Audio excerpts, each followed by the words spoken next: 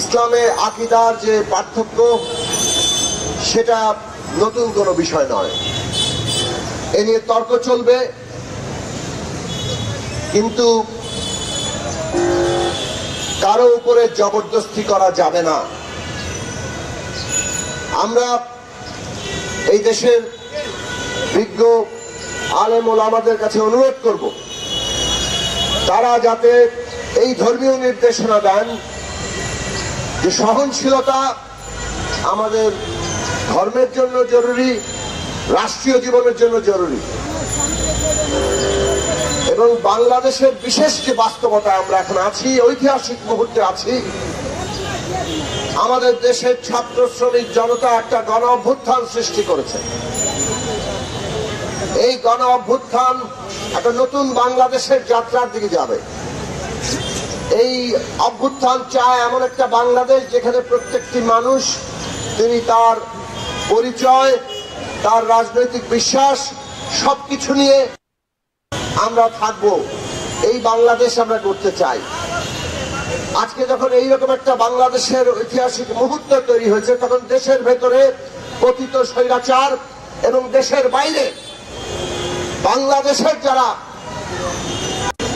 অস্তিত্বের বিরুদ্ধে দাঁড়াচ্ছে, তারা এই রকম অপতৎপরতা চালাচ্ছে। তারা মন্দিরে হামলা করেছে, হিন্দু সম্প্রদায়ের উপর হামলা করেছে, তারা এই দেশের রাষ্ট্রীয় প্রতিষ্ঠানগুলোর নানাভাবে অকার্যকর করে দেওয়ার চেষ্টা করছে, এবং আমরা এখন দেখছি মাজারের উপর হামলা করছে। এবং এই সমস্ত হামলা বাংলাদেশে জনগণের যে অর্জন, সেই অর্জনটাকে নস্যাৎ করে বাংলাদেশকে অস্থিতিশীল করে রাখার এবং সেই অস্থিতিশীলতার সুযোগ নিয়ে এই অভ্যুত্থান ব্যর্থ হয়ে গেছে, এইরকম একটি অবস্থা তৈরি করার চেষ্টা। কাজেই আমরা আবারও সবাইকে আহ্বান জানাবো যে বাংলাদেশের অর্জনটাকে আমাদের রক্ষা করতে হবে। এই দেশে কোনো মত পথ ধর্মবিশ্বাস কোনো কিছুর উপরে কেউ জবরদস্তি কোনো আক্রমণ করতে পারবেন না। এবং আমরা সরকারের কাছে বলবো, প্রত্যেক প্রশাসনের লোককে জবাবদিহিতা করতে হবে।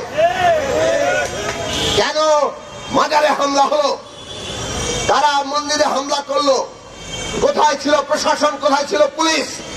আমরা দেখেছি বিগত ফ্যাসিস্ট হাসিনা সরকার, তাদের আমলে এইরকম যখন হামলা হয়েছে, হামলা প্রথমে হতে দেওয়া হয়, ভাঙচুর হয়ে যায়, দখল হয়ে যায়, তারপরে পুলিশ আসে, তারপর চলে সাম্প্রদায়িক হামলার বিরুদ্ধে ওই ফ্যাসিস্টদের রাজনীতি।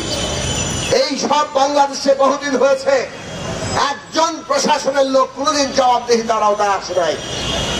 আজকে অন্তর্বর্তী সরকারকে আমরা বলবো, এইটা প্রশাসনের গুরুত্বপূর্ণ দায়িত্ব যে বাংলাদেশের নাগরিকদের জানমালের হেফাজত করা, তাদের যে বিশ্বাস এবং জীবন চর্চা তার হেফাজত করা। সেইটা তারা যদি করতে ব্যর্থ হন, তাকে অবশ্যই জবাবদিহিতার আওতায় আনতে হবে। আমরা বাংলাদেশের মানুষ এই বর্তমান যে অভ্যুত্থানের উপর দাঁড়িয়ে থাকা সরকার, তাদের কাছ থেকে গুণগতভাবে